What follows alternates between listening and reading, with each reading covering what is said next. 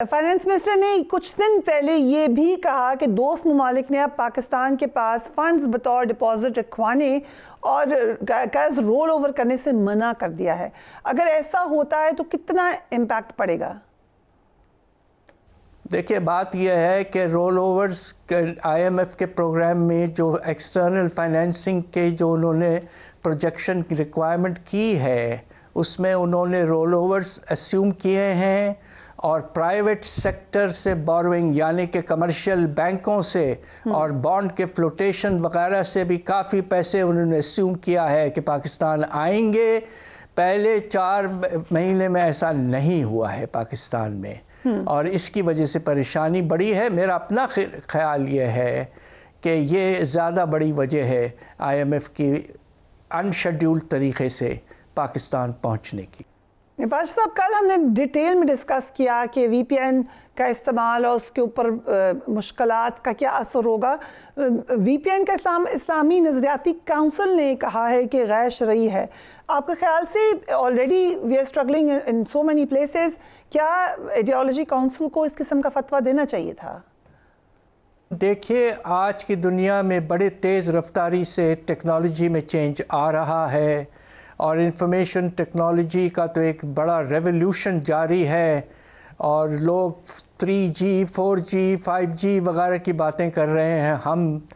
मुझे अफसोस इस बात का है कि अब इंटरनेट को भी हमने कंट्रोल करना शुरू कर दिया है और इसके नतीजे में हमारे जो बेशुमार काबिल नौजवान हैं जो किसी तरह से कुछ कमाई करते हैं IT सर्विस प्रोवाइड करके कंप्यूटर्स के थ्रू, वो बेचारे इस वक्त बहुत परेशान हैं और हमारी जो सर्विसेज की अर्निंग्स हैं बाहर से एक्सपोर्ट की वो भी इससे बुरी तरह से मुतासर हो रही है। तो इस पे ज़रूर गौर करना चाहिए हुकूमत को और कोशिश ये करना चाहिए कि किसी तरह से ये निज़ाम जो है वो इस तरह रहे कि इससे हम पूरे तौर पर फ़ायदे हासिल कर पाएँ।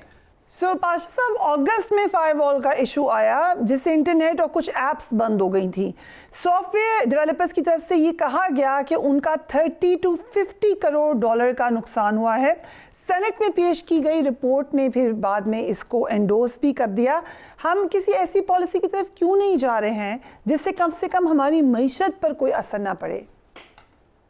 जी, आप बिल्कुल ठीक फरमा रही हैं। बात यह है कि हमारे पाकिस्तान में security considerations frequently dominate over the economy और उसके नतीजे में होता है कि अब सिक्योरिटी से कुछ लिंक है यकीनन इंटरनेट का कि नामुनासिब सी बातें भी हो जाती हैं।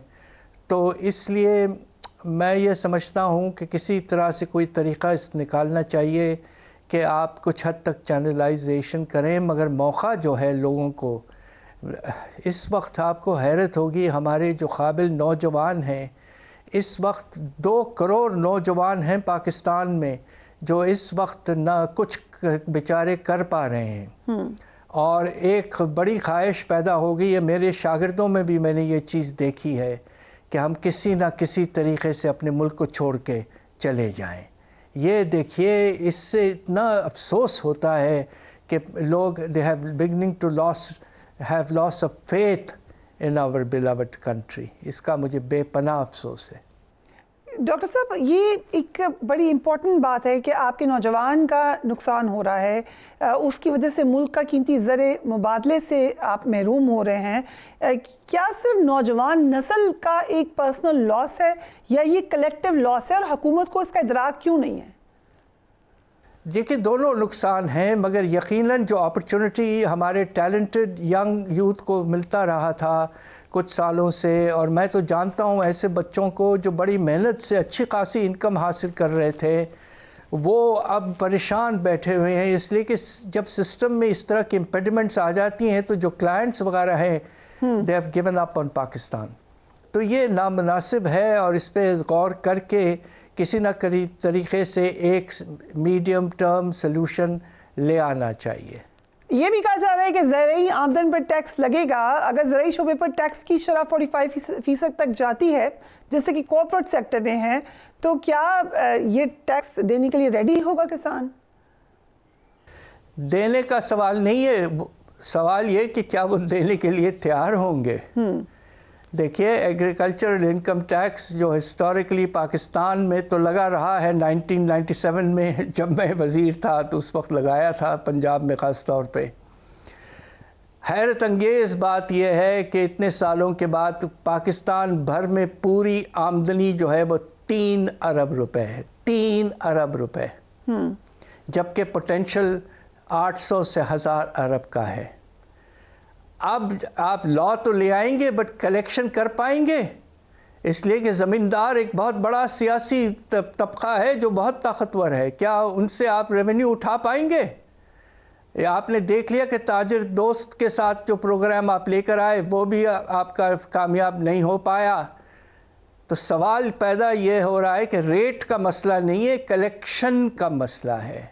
اور اب یہ دیکھنا ہے کہ جنوری 1 کے بعد میں کتنی کلیکشن ہونا ہم ذرا اگر پی آئی اے پر آ جائیں، اس کو پرائیویٹائز کرنے کی کوشش بڑے عرصے سے جاری تھی.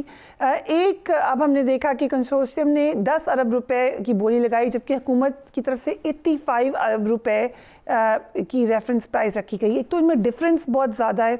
آپ کو کیا لگتا ہے کہ کون سی پرائز زیادہ ریئلسٹک تھی؟ دوسرا یہ کہ آپ کو لگتا ہے کہ پی آئی اے ول ایور بی پرائیویٹائزڈ اور شوڈ بی پرائیویٹائزڈ؟ بات یہ ہے کہ پی آئی اے کی پرائیویٹائزیشن کے پیچھے آپ یہ دیکھیے کہ سالانہ پی آئی اے کا جو اس وقت لاس ہے وہ تقریباً 70 ارب سے بھی زیادہ ہوتا جا رہا ہے. اور کیومولیٹو ڈیٹ جو ہے قرضوں کی بوجھ جو گورنمنٹ نے اٹھائی ہوئی ہے وہ 700 سے 750 سے بھی زیادہ ارب ہے. ان حالات میں مجھے آپ یہ بتائیے کہ کون جو ہے وہ ایک اس طرح کے ادارہ جو اتنے بڑے خسارے میں ہے اس کو لے گا. ساتھ ساتھ بجٹ میں ماشاءاللہ آپ نے ایئر ٹریول پر ٹیکسز کا بے تحاشا بوجھ ایکسائز ڈیوٹی کے تھرو لگا دیا ہے. تو اب تو انٹرنیشنل ٹریول بھی بہت کم ہو جائے گی. تو جو اس وقت ہمارے چھوٹے موٹے ایئر لائنز جو کچھ حد تک پروفٹ بنا رہے ہیں وہ بھی کافی حد تک پریشان ہونے کا خطرہ موجود ہے. But what do you think, حکومت کی ریفرنس پرائز زیادہ ٹھیک تھی یا آپ کو لگتا ہے کہ بلو ورلڈ سٹی نے صحیح پرائز لگائی؟